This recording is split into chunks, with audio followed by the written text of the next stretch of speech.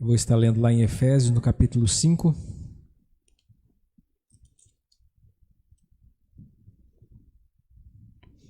Efésios 5, a partir do verso 25. Nós continuamos falando ainda a respeito de família.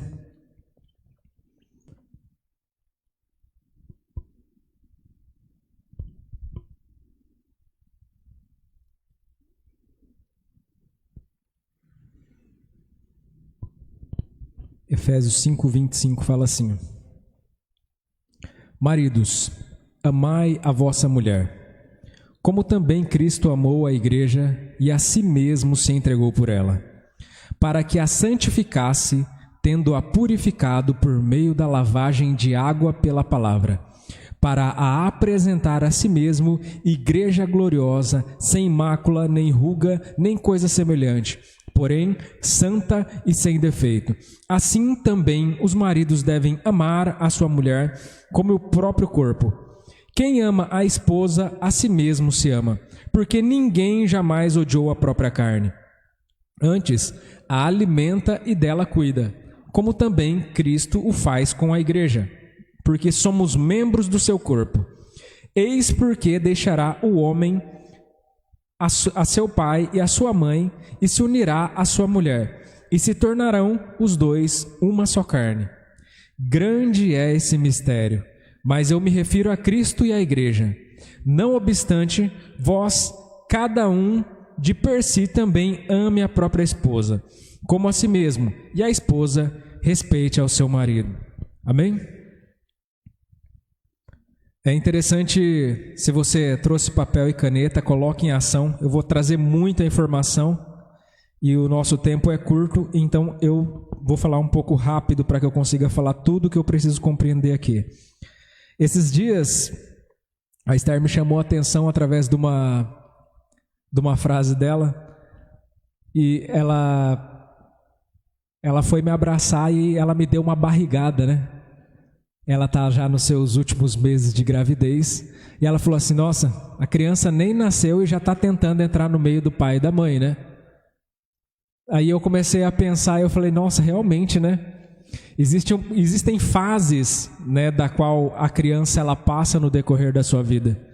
E é interessante você analisar que Deus ele institui a família e a maneira, os processos que essa família vai vivenciar, e tudo isso é simbólico, tudo tem um motivo, tudo tem uma intenção, tudo tem o tempo certo para ocorrer. É conforme tudo na natureza, tudo tem uma estação e as coisas elas vão ocorrer naturalmente. Da mesma forma acontece com o casal. Numa dessas, muitos casais despreparados acabam por ter ali a sua primeira crise, digamos assim. Porque quando a esposa ela fica grávida, realmente o bebê ele entra ali entre o casal, né? Não tem como, o volume é tanto que não tem como disfarçar. E a criança ela começa a entrar ali no meio da relação do pai e da mãe. Então, a maternidade, a paternidade é uma das primeiras crises que o casal vai viver. E aí surge aquela síndrome, né? Onde muitas das vezes o pai, ele vai ser pai e deixar de ser esposo, aonde a mãe, ela vai se tornar mãe e deixar de ser esposa, e aqui acaba já começando o primeiro problema que essa família vai viver. E aqui mais uma vez, eu já faço o adendo aqui, eu sempre tenho falado a respeito das hierarquias, e a vacina contra esse problema é a hierarquia, mais uma vez. Nós precisamos respeitar aquilo que vem primeiro. Então, antes do filho, veio o relacionamento conjugal. Então, antes da mãe ser mãe, ela já era esposa. Antes do pai ser pai, ele já era esposo.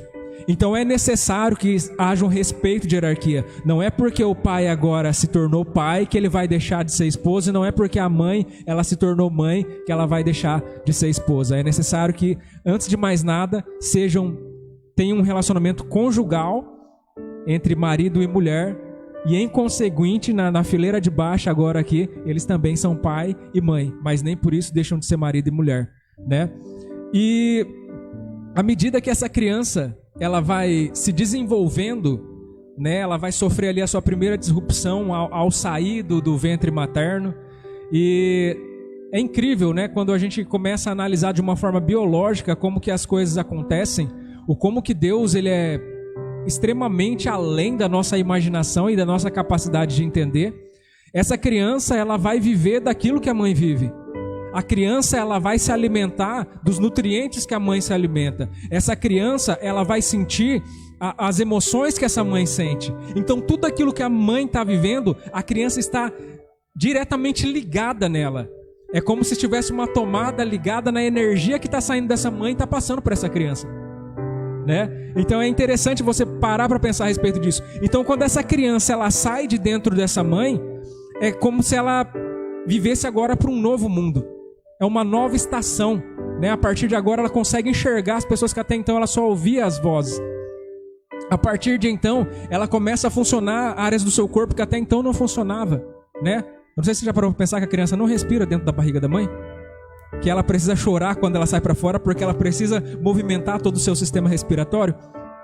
Então é mágico se você parar para pensar de uma forma assim leiga, né? E a partir desse momento essa criança ela vive para um novo agora. Só que na mentalidade dela, nessa inocência que ela tem até então, ela ainda vive acreditando que o mundo gira em torno dela e que essa mãe faz parte dela. Porque quando ela chora, ela se alimenta. Quando ela chora, ela tem carinho. Quando ela chora, a mãe aparece. Quando ela chora, ou seja, ela entende que tudo gira em torno dela. E devagarzinho, essa criança ela vai vivendo mais uma vez o trauma de descobrir que o mundo não gira em torno dela. E ela vai começar a perceber que ela vai ter algumas decepções. E a primeira decepção que essa criança ela vai viver é o fato dela descobrir que ela não é ligada com a mãe. E que além disso, a mãe não tem olhos só para ela. Eu estou falando a respeito de um desenvolvimento saudável. Presta atenção que depois a gente vai falar a respeito de problemas, mas primeiro eu estou falando a respeito de um desenvolvimento saudável. Essa criança ela vai viver e de repente ela vai perceber que existe um cara na história. E que esse cara também desfruta do afeto dessa mãe. E aqui é aonde mora a vacina contra os preconceitos. Porque quando a criança ela percebe que a mãe não é o exemplo de perfeição e que existe um alguém que é totalmente diferente da mãe, mas que também recebe o afeto dessa mãe, então ele percebe que o diferente não é ruim. O diferente também é bom, porque a mãe ama um que é diferente. Então aqui existe a vacina para os preconceitos. As pessoas que, se você for analisar a vida das pessoas que têm um histórico de preconceitos, você vai perceber que são pessoas que muitas das vezes elas foram motivadas por uma área de paternidade ou de maternidade e tiveram uma outra área que ficou meio que subdesenvolvida. Ele não conseguia perceber que existia uma diferença entre os dois, né? E devagarzinho você vai perceber que mesmo a criança sabendo que tem o pai e que o pai é da mãe e que a mãe é do pai, ela vai viver tentando entrar no meio desses dois. Se você entrar na casa de um casal que eles estão ali na sala, todo mundo sentado no mesmo sofá e tem uma criança menor de 7 anos, você vai perceber que essa criança vai estar enfiada no meio do pai e da mãe. Ele não quer ficar do lado do pai e ele não quer ficar do lado da mãe, ele quer estar no meio da relação. Ele quer participar dessa relação, porque ele fala, a mãe é par do pai e o pai é par da mãe. E eu preciso participar dessa relação porque eu não tenho ninguém. Eu preciso participar desse relacionamento. E conforme eu já falei uma outra vez aqui, nós somos divididos, né, de 7 em 7 anos. E você começa a perceber que ali quando vai chegando na fase dos 7 anos, a criança ela vai começando a despertar para fora.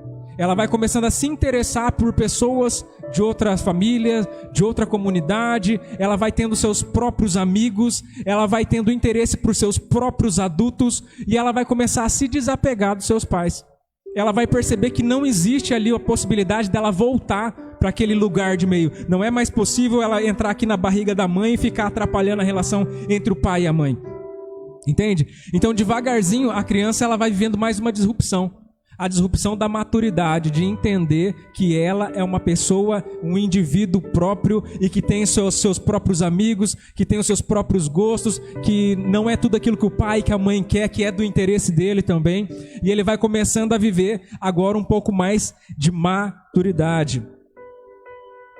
Então a gente percebe que existe um processo evolutivo que, apesar de que a gente passa por muitos traumas nesses processos, tudo faz parte da nossa maturidade, tudo compreende para que nós venhamos a viver uma vida saudável. Nós precisamos viver determinados momentos, determinadas fases da nossa vida, só que aquela fase ela acaba, e nós precisamos entender que agora é bola para frente. Eu não posso mais ficar tentando vivenciar aquilo que estava lá atrás e que eu gostava até então. Agora é uma nova fase, agora é um novo tempo. E só nesse período aqui a gente encontra um monte de problemas que a gente percebe em famílias, né? Eu comecei falando a respeito dos problemas de pai e mãe na relação. Tem os problemas dos pais com o filho também. Dos pais que acham que esse filho é para ele, né? Quantos problemas a gente não vê de pessoas que muitas das vezes se casam, mas querem continuar vivendo para os pais. A gente deixou bem claro aqui na passagem que a gente leu aqui no verso 31, que Paulo ele faz questão de retificar que tem que deixar pai e mãe. E o pai e a mãe tem que ter maturidade para entender que o filho vai deixá-los. Que o filho não foi criado para eles. Aí a gente ouve reclamações das esposas: ah, mas meu marido, ele sai do trabalho e vai direto para a casa da mãe dele. Ah, meu marido, no vez de contar os segredos dele para mim, ele conta para a mãe dele. Ah, mas a minha esposa, ela, todo dia que ela tem de folga, ela fica o dia inteiro na casa da mãe dela, né? Então são pessoas que o quê? Não tiveram seu cordão umbilical cortado. E ai daquele que casa com esse tipo de pessoas. Porque ou você vai abraçar a ideia e vai junto para a casa do sogro e da sogra, ou então você vai penar muito para conseguir transformar essa vida. Porque é uma história, é uma vida, é um ciclo todo que foi construído dessa forma. Para você conseguir desconstruir isso, você tem que ser muito bom, você tem que ter muita intencionalidade. E a maioria das pessoas não conseguem. Então você percebe que existem um monte de problemas que estão simplesmente relacionados às primeiras fases da vida da pessoa, né? A questão de ciúme, a questão da superproteção. Nós temos uma complexidade humana, que eu sempre falo a respeito disso, que nós não conseguimos ser pessoas que ficam no meio, nós não conseguimos ser temperados, nós não conseguimos ser equalizados. Ou nós estamos num extremo, ou nós estamos no outro extremo. A pessoa fala assim: não, meu pai foi violento demais, então eu vou ser super protetor. E a gente estraga do mesmo jeito. Então ou a gente estraga para menos ou a gente estraga para mais. Mas alguma coisa a gente tem que estragar. Porque a gente não sabe viver as coisas nivelados. Isso é mal do ser humano. E todo extremo é beirada de abismo. E você percebe a partir do pouquinho que a gente leu aqui, o quanto que a Bíblia ela é desenhada sobre a plataforma familiar. O pastor acabou de ler aqui em Gálatas falando a respeito do filho, que o filho concedeu o direito de adoção. Então são todos termos familiares, né? A Bíblia ela começa falando a respeito de um pai que deu a vida do filho para resgatar os outros filhos, né? Deus ele se descreve como um noivo, daí de repente ele se descreve como o esposo de Israel. Aí a gente leu aqui em Efésios fala a respeito de um espírito que procura um lar, de um pai que procura uma família, de um filho que procura uma esposa. E você percebe que a Bíblia inteira ela é delineada falando a respeito de família.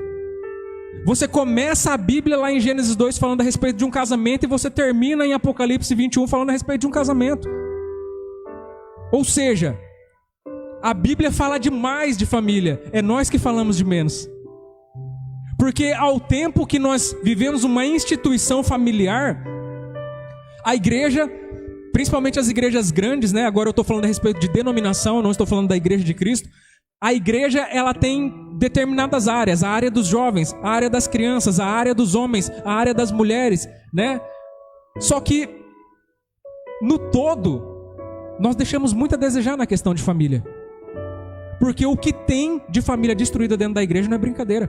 Eu não sei se você sabe disso, mas o número de pessoas divorciadas é o dobro nas pessoas que conhecem o Evangelho. Pessoas que conhecem o Evangelho são o dobro das pessoas que se divorciam e que não são cristãs. Loucura, né? Tinha que ser exatamente o oposto. As pessoas que foram firmadas na palavra de Deus, que conhecem essa palavra, esses princípios que a gente está falando aqui, deviam ser pessoas que têm um casamento perfeito, um casamento de sucesso. Só que ao contrário disso, as pessoas que conhecem o Evangelho têm a chance de 2 vezes maior de divorciar do que umas pessoas que não conhecem o Evangelho. Eu não sei quanto a você, mas eu penso que tem alguma coisa que está muito errada. A família em si, se você parar para pensar, ela é o gênese e a finalidade. Porque todos nós viemos de alguma família. Por mais que eu não tenha vindo de uma família perfeita, e toda família tem problema, e todo filho ele vai perceber problemas na sua família, principalmente quando ele cresce, né? Ele vai identificar um monte de problemas que às vezes os seus pais não viam. Então essa família, ela te construiu, ela te forjou para que você se tornasse um adulto. Então a família é o gênese da pessoa. Só que a família também é a finalidade de toda pessoa. Porque se você parar para pensar, tudo o que nós fazemos ou o que nós deveríamos fazer é por intenção familiar. Para pensar a respeito de uma época onde a gente não tinha capitalismo, onde não tinha indústria, onde a gente vivia uma época mais rural. As pessoas, elas plantavam, ou elas caçavam, ou elas cultivavam, praticavam a agricultura e todas as outras culturas aí possíveis. Para quê? Para suprir a sua casa. Aí as pessoas, elas começaram a desenvolver em tecnologia e elas conseguiram fazer mais do que isso. E quanto mais elas se desenvolviam em tecnologia, para que tudo isso? Para trazer mais conforto para sua casa. Então, quanto mais rápido eu conseguia produzir, quanto melhor era a minha cultura, eu conseguia trazer mais conforto para minha casa. Eu conseguia dar mais educação para os meus filhos. Eu conseguia tudo aquilo que a minha esposa queria. Então, se você parar para pensar, as nossas intenções, desde os primórdios, sempre foram a respeito da família. Só que a gente evoluiu de uma forma tão rápida, a gente evoluiu de uma forma tão intensa, e a gente estava tão despreparado para isso, que muitas das vezes hoje a gente está cultivando coisas que a gente não sabe nem qual que é a intenção disso que a gente está fazendo. A pessoa, ela busca um sucesso, a pessoa, ela busca mais dinheiro, a pessoa, ela busca mais um trabalho, a pessoa, ela busca mais um reconhecimento, e no fim das contas, ela já não lembra mais por que ela está fazendo tudo isso. Porque a família já está suprida. E aí o que a gente cai de novo? Em mais um extremo. A ideia era só você suprir a sua família. A ideia era só você dar uma educação para os seus filhos. A ideia era só você dar uma moradia para sua casa. Aí você começa a falar assim, não, eu vou produzir tanto, que assim como o pastor pregou aqui na semana passada, eu vou produzir tanto que eu vou falar para minha alma, agora come, bebe e enfada-te. Porque eu já produzi para minha geração e para as próximas. Né? Chega uma época que a pessoa ela perdeu tanto o ideal, ela perdeu tanto as intenções do que ela está fazendo, a motivação, que ela fala, eu já produzi tanto para mim, agora eu vou começar a produzir para os meus filhos. Eu vou começar a produzir para os meus netos. E aí termina o texto lá no final falando assim, para quem que você vai deixar tudo isso aí? Para que você está fazendo tudo isso? Ou seja, você perdeu a linha. A princípio a ideia era boa, a princípio a motivação era genuína. Mas chega um determinado momento onde você... É aquela história dos cachorros que estavam correndo.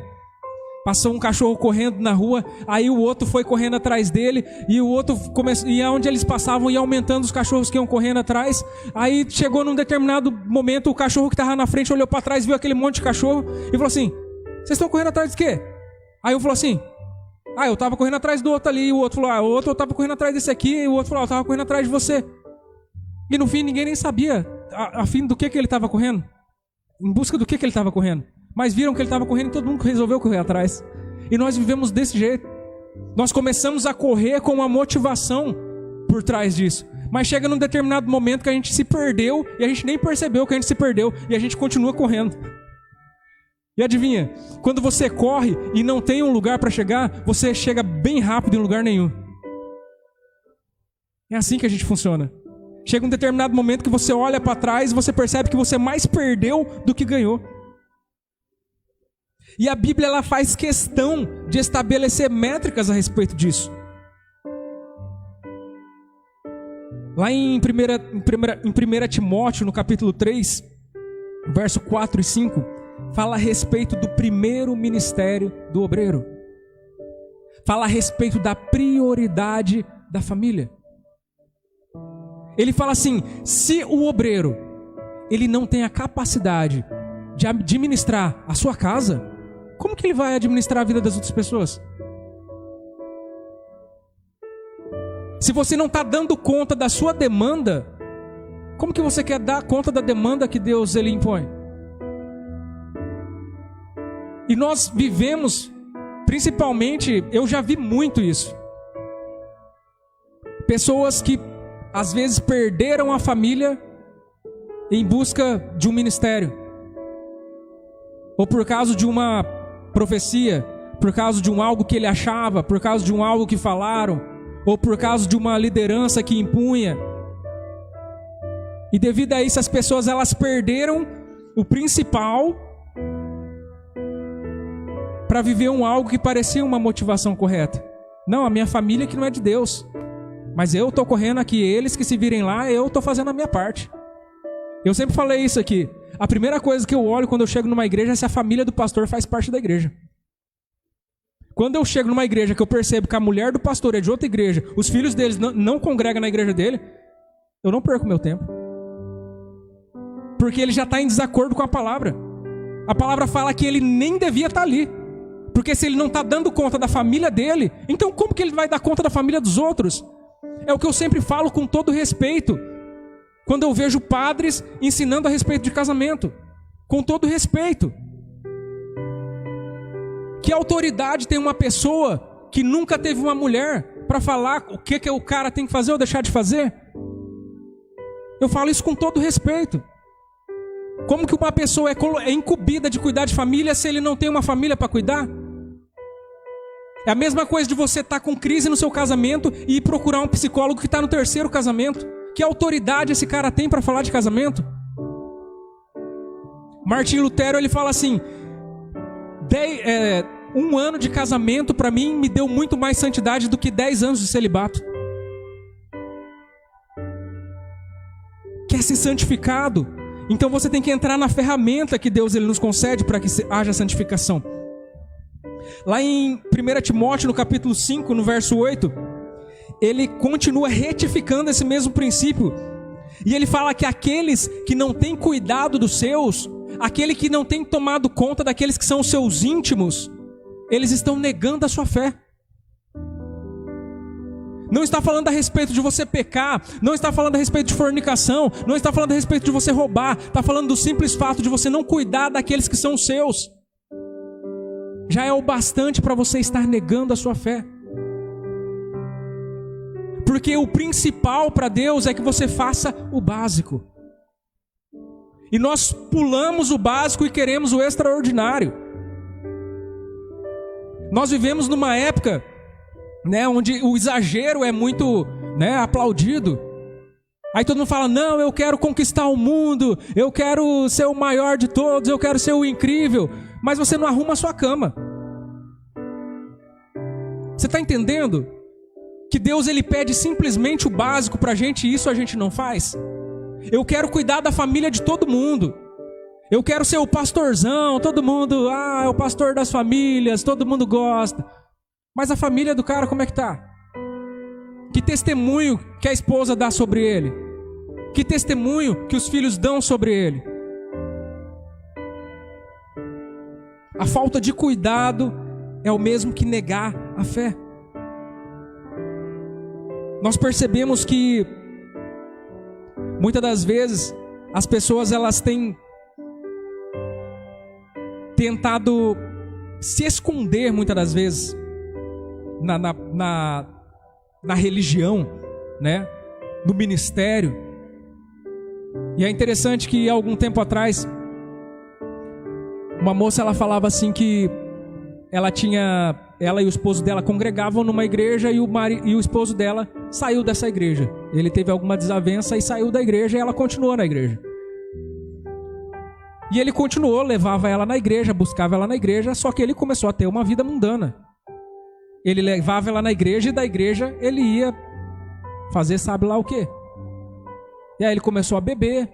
Aí depois chegou a um ponto onde ele já buscava ela na igreja, deixava ela em casa e voltava para fazer o que ele estava fazendo antes.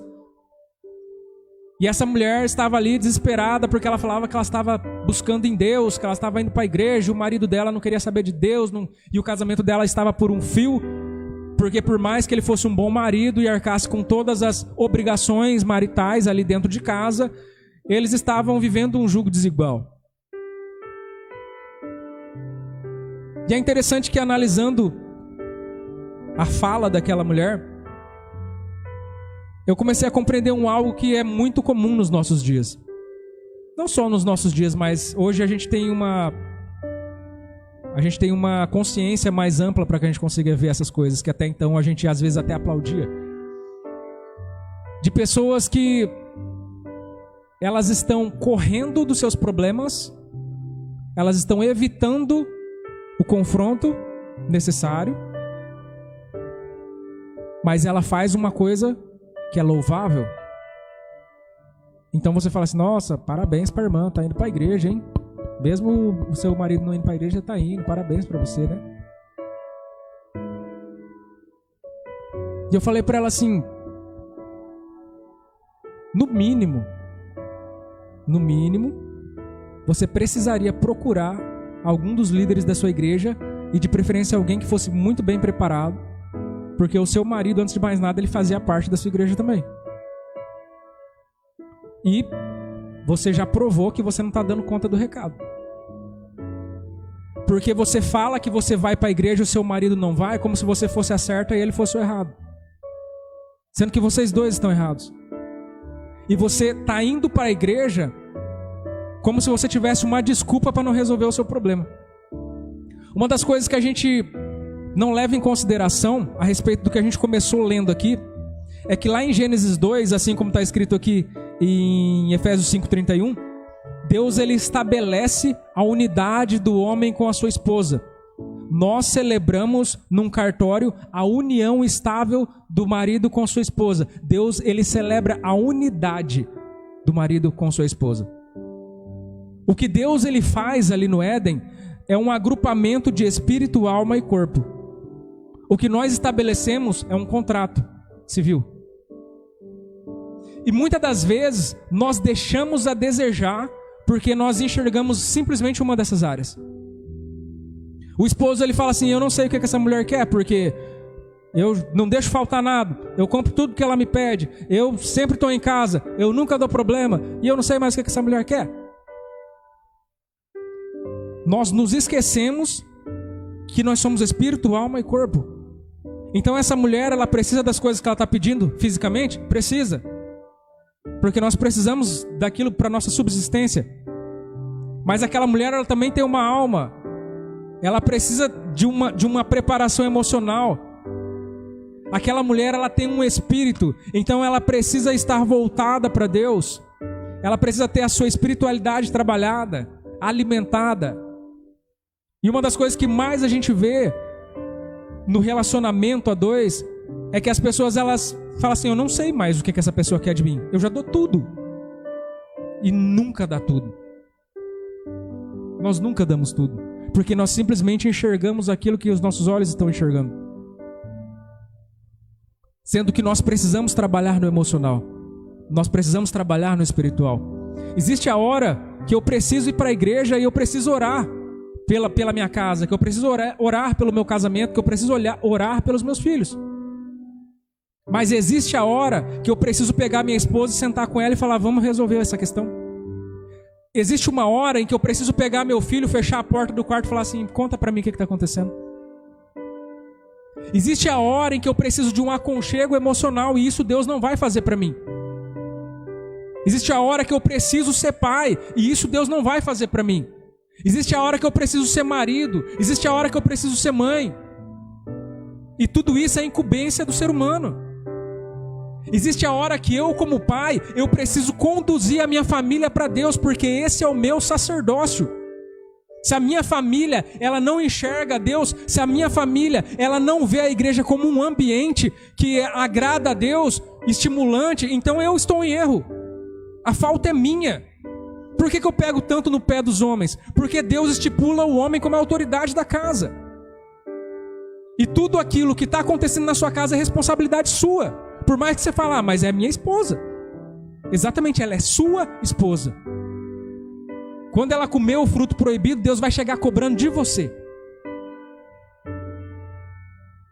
Então, muitas das vezes, a gente se esconde através de coisas bonitinhas, como essa mulher que se escondia no ambiente religioso, para não enfrentar aquilo que ela tinha em casa para enfrentar. Ao invés de lutar pelo seu casamento, ela falava, eu estou fazendo a minha parte, estou orando aqui. O que está acontecendo com seu marido? Por que ele está agindo assim? O que aconteceu? Será que ele não está se sentindo traído porque alguma coisa aconteceu dentro da igreja e ele se sentiu insatisfeito e você continuou lá? Será que talvez para salvar o seu casamento não seria mais interessante que vocês fossem para um ambiente onde ele ficasse junto? Será que não existe uma alternativa onde você consiga salvar ele espiritualmente e o seu casamento ao mesmo tempo? Já que você é a pessoa mais preparada? Todo relacionamento é assim. Todo relacionamento tem uma pessoa que está insatisfeita e tem uma pessoa que não está nem aí. Todo relacionamento é assim. E conforme eu sempre falo para as pessoas, os incomodados que se transformem. Não adianta você esperar, você que está incomodado, que o seu cônjuge que não está nem aí vai fazer alguma coisa. Se ele já não está nem aí, o que te faz pensar que ele vai fazer alguma coisa? Então, se você é quem está incomodado, é você quem tem que agir. Se Deus está te dando uma visão, é para você que tem que fazer, é você que tem que realizar. Então tudo isso tem gerado em nós uma complicação geracional, se você parar para pensar. Porque a gente partiu de relacionamentos, né, patriarcais, onde as famílias elas duravam até acabar, e a cada dia mais nós temos vivido famílias que vêm se diluindo. A última pesquisa que eu vi a respeito de casamento no Brasil, a média é 11 anos. Os casamentos duram no Brasil. Então você percebe que nós, a cada dia mais, estamos vivendo a questão do amor líquido. E isso não é simplesmente em casamentos, isso se reflete em toda a sociedade. Nós estamos no ambiente igreja, então nós lidamos com a questão de relacionamento o tempo todo. Eu vivi ainda igreja numa época onde você chamava a atenção de uma pessoa na igreja e a pessoa se sentia envergonhada. E ela buscava mudar o seu comportamento. E agora nós vivemos uma época onde você repreende uma pessoa na igreja, ela vira as costas e fala, então eu vou para outra igreja. E pronto. E continua vivendo a vida dela do jeito que ela acha que tem que ser. A pessoa ela vem para a igreja e fala, vocês não vão me aceitar do jeito que eu sou? Então eu vou reivindicar os meus direitos. Porque aqui é uma comunidade e vocês precisam me aceitar, senão vocês estão sendo preconceituosos. Você percebe que a cada dia mais, as pessoas, ao tempo que elas estão ficando mais agressivas, mesmo que não seja uma agressividade física, elas estão ficando hipersensíveis. Tome cuidado com o que você fala no púlpito, porque você pode ferir alguém. A gente já não pode muitas das vezes pregar a palavra do jeito que está escrito. Opa, está ferindo a ideologia, hein? Tem que tomar cuidado com o que você fala, porque as pessoas estão hipersensíveis. E o que nós deixamos escapar, e até então eu estou falando ainda de ambiente cristão, é que a família, se você não percebeu o texto que a gente começou lendo aqui de Efésios 5, ele fala que a família, eu comecei lendo a respeito do casamento, porque o casamento é o fundamento da família. A família é a exemplificação na terra do Evangelho. Aí o Paulo fala assim, grande esse mistério, hein? A família é a exemplificação do Evangelho. Percebe como que esse negócio é profundo? Por que as famílias não dão certo, Júnior? Porque a família é uma instituição divina. E por que não dá certo? Porque as pessoas tentam viver a instituição divina com princípios terrenos. Na família, a gente vive os princípios do evangelho, às vezes a gente vive os princípios do reino. Se você tentar empregar outros princípios na família, não vai funcionar. Na família, o maior serve o menor. Existe um filme que eu achei muito interessante, a inteligência que eles tiveram a respeito disso, que é aquele desenho do Pequeno Chefinho, que conta a história de uma criança, de um bebê que chega numa família e vira aquela família de ponta cabeça. Porque quando um bebê chega na casa, ele toma toda a atenção, ele toma todo o tempo, ele toma todos os recursos, tudo é em prol dele, né? E mostra o irmãozinho que já era mais velho, que tinha toda a atenção dos pais, agora ele já não tem mais toda a atenção dos pais, agora é tudo pro bebê. Por quê? Porque na família o maior serve o menor. Quem que é o maior da casa? O pai. E o pai serve a todos. Nós acabamos de ler aqui que Paulo fala que o esposo ele tem que dar a vida pela sua esposa, assim como Cristo deu a vida pela sua igreja.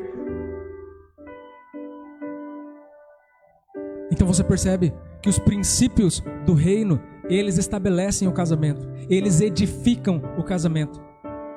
E por isso, mais uma vez, a conta não fecha. Se os princípios do reino regem o casamento, por que o casamento dos cristãos é pior do que o casamento das pessoas que não conhecem a Cristo? Não faz sentido. Não faz sentido. A conta não fecha. E o resultado de tudo isso é essa geração que nós vivemos no dia de hoje. A geração do iPod, né? E é interessante que se você parar para pensar, se você pensar um pouco a respeito de história, nós já vivemos época do iluminismo, nós já vivemos época do humanismo, mas nunca se teve tanto humanismo como a gente tem nos dias de hoje. Né? A geração do iPod, a geração do iPhone, tudo é ai é eu. É tudo sobre mim. Da nossa individualidade, a respeito do meu pessoal. A minha mãe não pode mais ver o meu celular. Está invadindo a minha privacidade. Né? Ô mãe, tem que bater na porta para entrar no meu quarto. Que história é essa? Nunca se houve tanto humanismo como nós vivemos nos dias de hoje. Nunca o homem foi colocado tanto no centro das coisas. Nós estamos tão conectados que ao mesmo tempo nós nos sentimos sozinhos. Ao tempo que nós temos ali toda a informação do mundo, nós nos sentimos vazios. A geração do iPod é uma geração que não quer aprender a dirigir. Eles querem andar do aplicativo, do carro do aplicativo. Eles não querem aprender a fazer comida. Né? As meninas já falam, mãe, para com esse negócio de fazer comida. Né? Isso é muito feminino. Eu vou pedir um iFood. A geração do iPhone, a geração do iPod, eles não sabem ouvir um não. Porque eles fazem exatamente isso que a gente acabou de falar aqui. Eu vou virar as costas e vou ir para outra igreja que me aceite do jeito que eu sou. É uma geração que é muito sensível. Tem que tomar cuidado. Se você é pai e com filhos adolescentes, cada dia você ouve uma história diferente que é trazida da escola. Cada dia surge uma ideologia diferente. Algum tempo atrás nós estávamos de cabelo em pé, a igreja estava desesperada por causa que surgiu a lei da palmada. E hoje a gente tem tanta ideologia que não deu nem tempo da gente entender a primeira, já está surgindo mais um monte. E é empurrado goela abaixo, dentro da nossa casa, dentro da nossa família, e a gente ainda está tentando entender, porque o processo é tão rápido, a velocidade da informação é tão violenta, que a gente ainda nem entendeu, e a gente já está engolindo.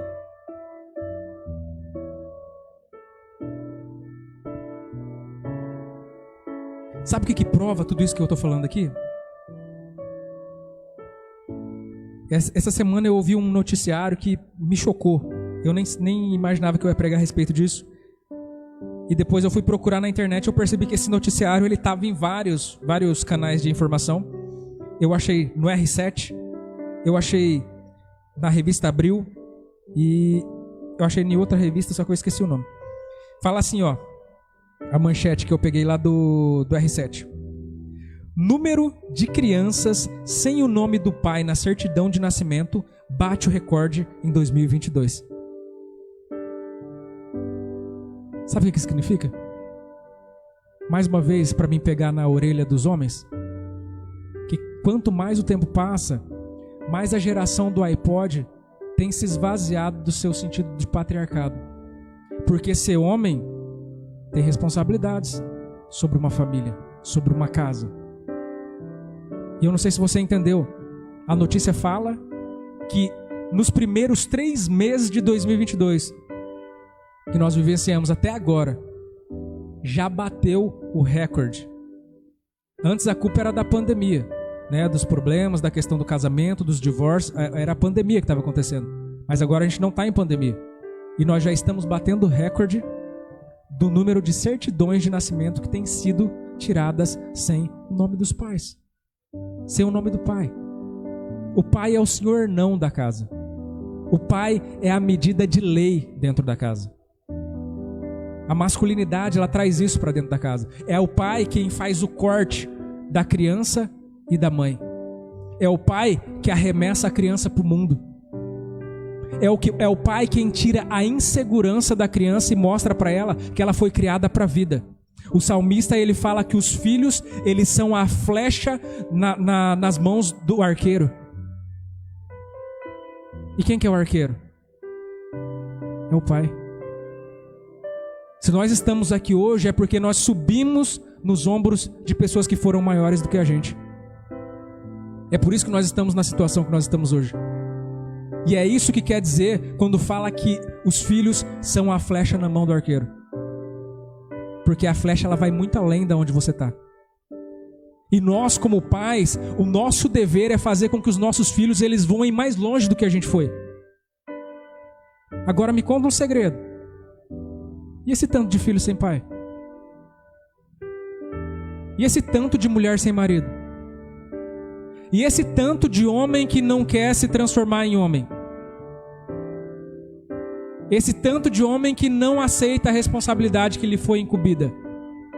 Sabe, às vezes parece que quando a gente fala a respeito de casamento, a gente está falando a respeito de uma caixa, de um negócio muito quadrado, onde as pessoas são obrigadas a fazer as coisas, mas não é uma questão de obrigação, é uma questão de funções pré-determinadas. Isso é biológico. O homem, ele é maior do que a mulher. O homem, ele tem a musculatura mais rígida do que a da mulher. O homem, ele é muito menos sensível do que a mulher. O homem, ele é mais externo do que a mulher. Por que tudo isso? Porque ele é o cara da segurança ostensiva. Porque ele é o cara que ele tem que dar a vida pela esposa. Porque ele é o cara que tem que trazer o de fora para dentro. É por isso que ele é desse jeito. Por que as mulheres reclamam que os homens são insensíveis? Porque eles são insensíveis. E não era para ser sensível. Quem era para ser sensível é ela. O problema é que hoje em dia as coisas elas estão tão viradas de ponta cabeça que a gente chega no final vai fechar a conta e a conta não fecha. Você fala, cara, tem alguma coisa muito errada acontecendo. E eu não sei quanto a você, mas eu como igreja me preocupo com o papel que nós temos feito. Tem um provérbio chinês que eu acho que fala muito a respeito disso que a gente está vivendo. Ele fala assim que tempos difíceis geram homens fortes.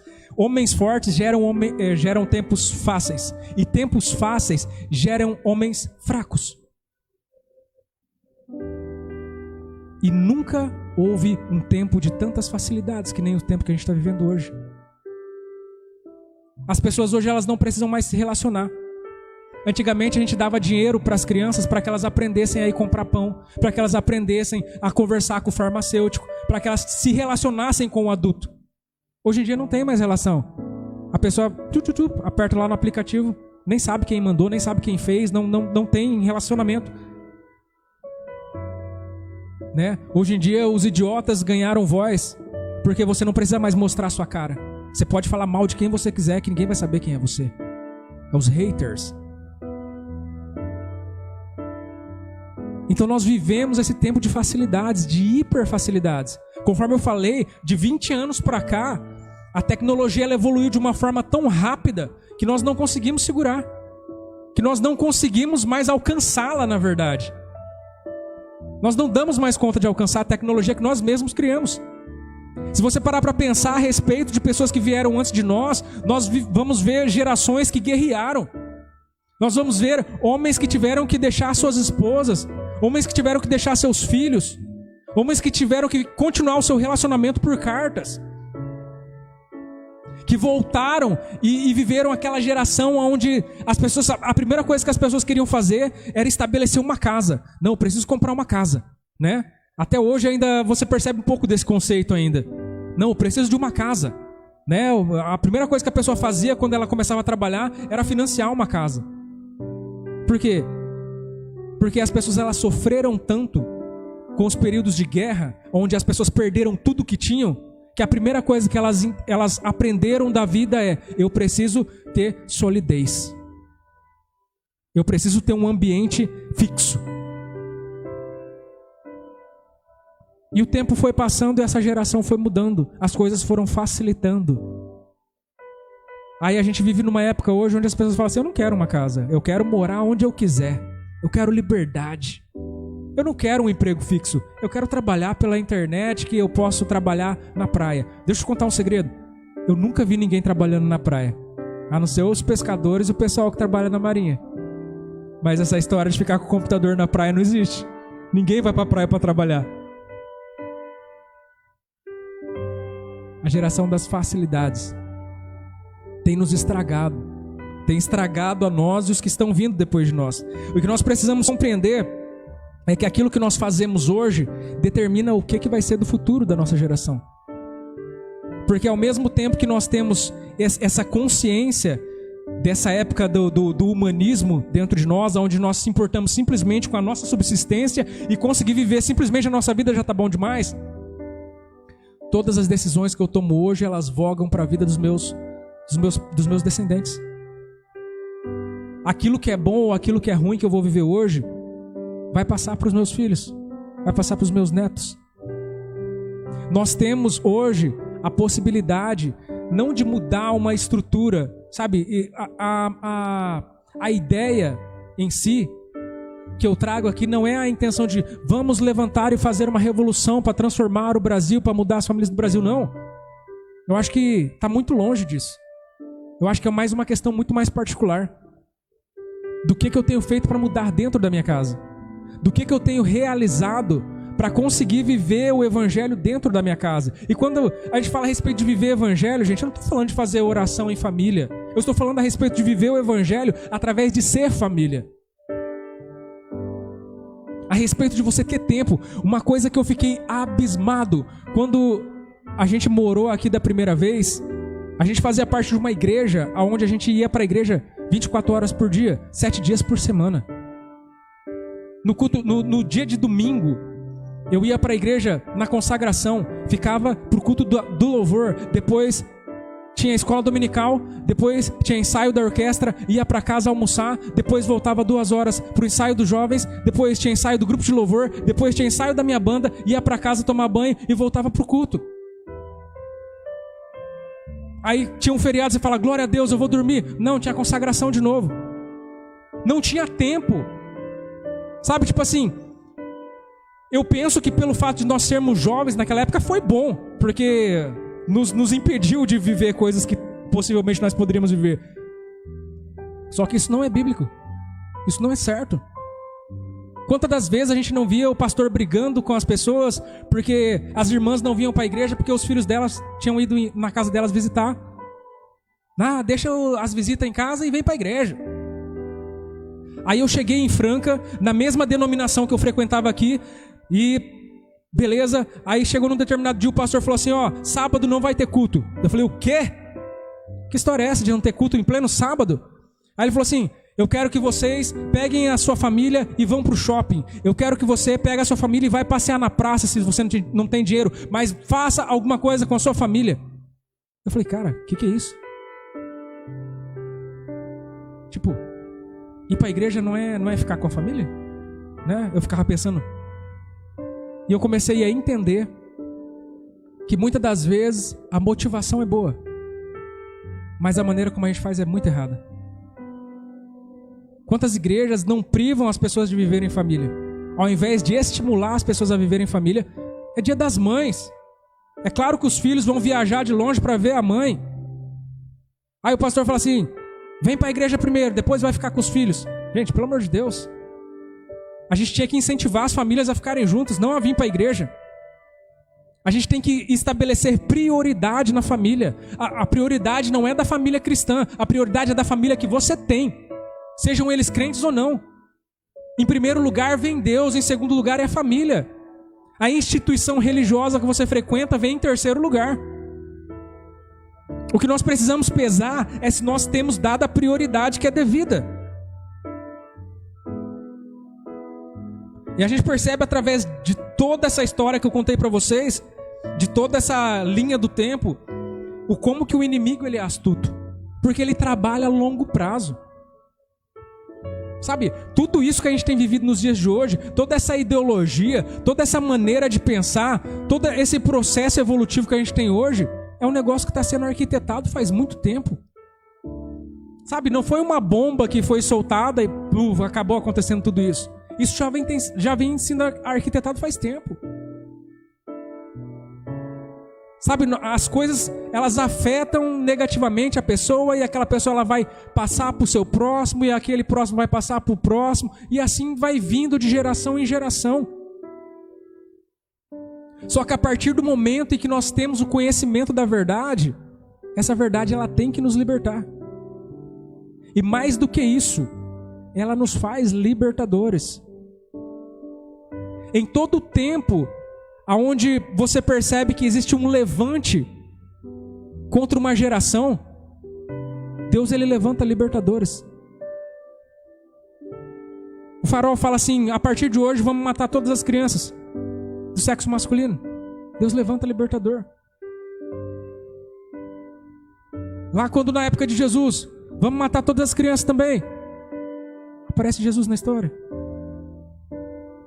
Todo libertador, ele tem uma ordem disruptiva. Você percebe em todas as histórias da Bíblia, tantos libertadores que a gente tem. Abraão, ele é chamado por uma disrupção da casa de Tera. E a partir daquele dia, a partir daquele direcionamento, as gerações de Abraão não vão ser mais as mesmas que iriam ser se ele continuasse na casa do seu pai. O direcionamento, a posição, o propósito foi totalmente mudado por causa da simples decisão que foi tomada. José rompeu com a sua casa em Israel. E a partir de José, todas as próximas gerações viveram no Egito. Aí depois vem Moisés e rompe com o pessoal que está no Egito e traz todo mundo para o deserto. Depois vem Josué, tira o pessoal do deserto e agora todo mundo habita em Canaã. E você vai percebendo que as pessoas elas vão rompendo através das suas decisões, através do seu posicionamento. Então aquilo que você faz hoje como um libertador, traz um posicionamento para suas próximas gerações. Não sei se você conhece a história de pessoas que vêm de uma descendência muito pobre. E de repente alguém desses filhos começa a aparecer, começa a ser próspero. Sabe o que vai acontecer? Os filhos desse homem vão viver coisas que os seus antepassados nunca viveram. Os netos desse homem vão viver uma situação de prosperidade que eles nem vão imaginar que anteriormente ele vem de uma linhagem de pessoas que eram paupérrimas. Através da decisão de uma pessoa, do posicionamento de uma pessoa, ele pode mudar toda uma história. Se nós como igreja nos posicionarmos, nós podemos mudar não simplesmente a história da nossa casa, não só da nossa família. Nós podemos mudar a história de todas as pessoas que estão à nossa volta. Lá em casa nós estabelecemos o dia da família. Toda semana nós temos o dia da família.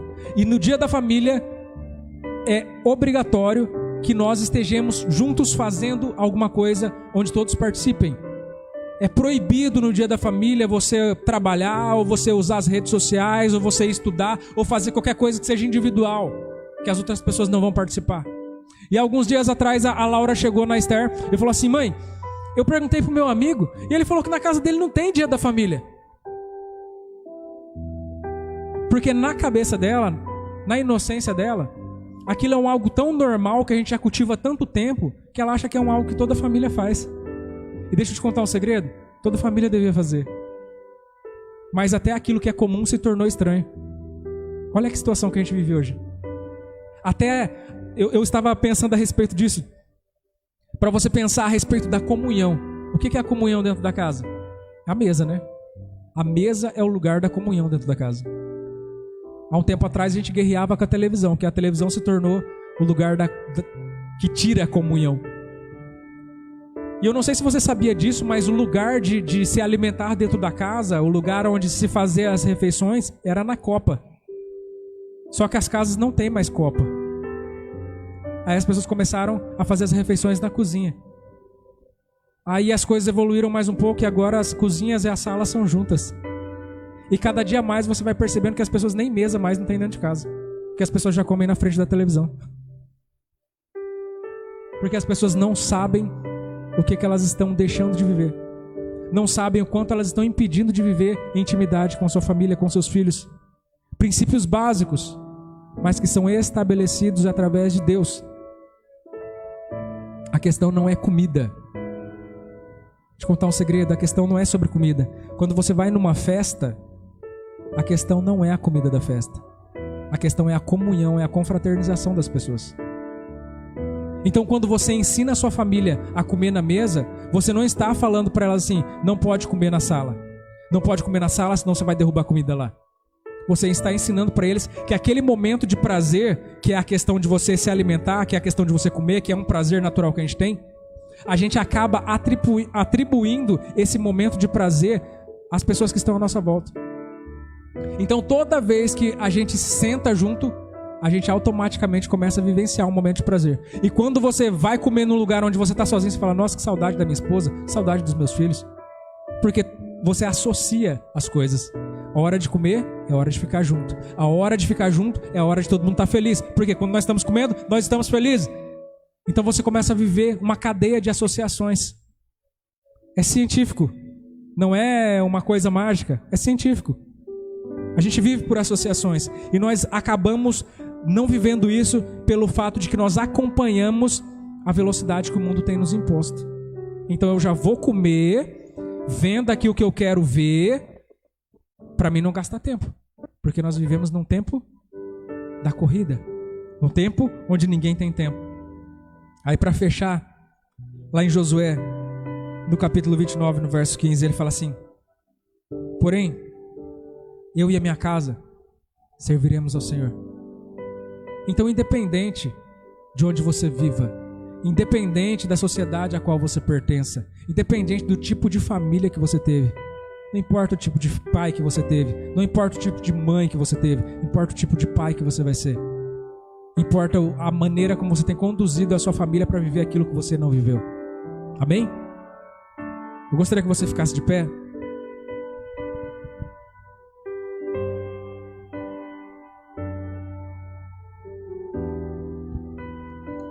Deus, ele ainda quer curar famílias, né? Nós viemos de uma época onde a gente orava tanto por cura física, a gente queria tanto coisas físicas, e nós chegamos a um determinado tempo onde a gente percebe tanta coisa que a gente perdeu, e a gente perdeu as coisas que estão mais próximas da gente, né?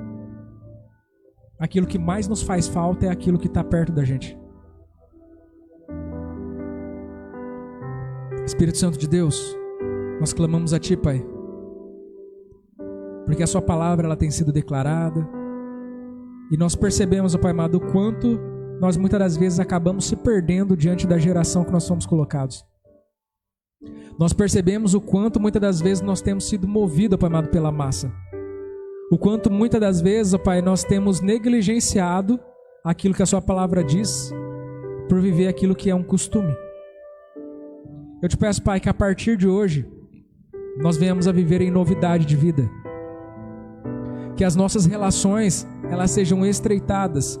Eu te peço que nós venhamos a viver vidas intencionais.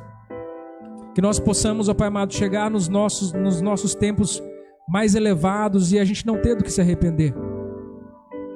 Que a gente possa ter a providência na vida que a gente tem. Que a gente perceba, Pai amado, que tudo aquilo que a gente precisa, a gente já tem. Que a gente venha parar de viver a ansiedade, de desqualificar aquilo que está nas nossas mãos para querer aquilo que a gente muitas das vezes nunca vai ter acesso. Eu te peço, Deus, que nós venhamos a ser banhados no simples, ó Pai. Eu te peço que o Senhor venha nos dar uma consciência limpa, Pai, a respeito daquilo que realmente importa. Que nós venhamos, ó Pai amado, a tirar, ó Pai amado, que nós venhamos a nos despir de tudo aquilo que muitas das vezes nós temos vestido e que é desnecessário. Daquilo que muitas das vezes nos pesa. Daquilo, ó Pai amado, que muitas das vezes nos atrapalha, nos deixa imóveis diante das situações que a gente vive. Eu te peço, Pai, que o Senhor esteja nos abençoando de maneira que nós venhamos a compreender a situação que nós estamos passando, que nós venhamos a aprender a pedir ajuda, se for necessário, que nós venhamos a aprender a buscar, ó Pai amado, aquilo que tanto nós almejamos, aquilo que nós sabemos que nós precisamos, aquilo que nós sabemos que está em falta, mas que muitas das vezes nós não temos coragem de assumir. Eu te peço que o Senhor nos abençoe como filhos. Eu te peço que o Senhor nos abençoe, ó Pai amado, como cônjuges. Eu te peço que o Senhor nos abençoe como pais. Eu te peço que o Senhor nos abençoe como exemplos de pessoas. Eu te peço, Pai, que o Senhor esteja elevando as nossas famílias, as nossas casas, ó Pai amado, para que as pessoas olhem para aquilo que a gente tem vivido e as pessoas elas queiram aprender a viver aquilo que, Pai, que nós vivemos. Eu te peço, Pai, que a nossa igreja, que a nossa denominação, ó Pai amado, ela seja um exemplo de família. Que a nossa denominação, ó Pai amado, ela venha acolher as pessoas que elas têm falta de pai. Que ela venha acolher, ó Pai amado, as pessoas que elas não tiveram um exemplo de mãe. Que nós, ó Pai amado, venhamos a direcionar essas pessoas, ó Pai, para o seu evangelho. Para o Deus, ó Pai, que dá muito mais do que nós temos pedido e pensado, e até do que nós possamos imaginar. Eu te peço, Deus, que o Senhor esteja suprindo as nossas necessidades emocionais, as nossas carências, as nossas debilidades, os nossos buracos internos. Eu te peço, Deus, que o Senhor esteja, Pai, transformando totalmente a nossa vida, tirando tudo aquilo que não presta, tudo aquilo, Pai, que nós precisamos deixar e que nós até hoje não deixamos. Que o Senhor esteja renovando a aliança conosco, Deus. Que mais uma vez, ó Pai, nós possamos te chamar de Abba, Pai. Que nós possamos viver, ó Pai, do direito de filho e não de escravo. É o que nós te pedimos e te agradecemos no nome de Jesus. Amém. Você pode aplaudir o Senhor?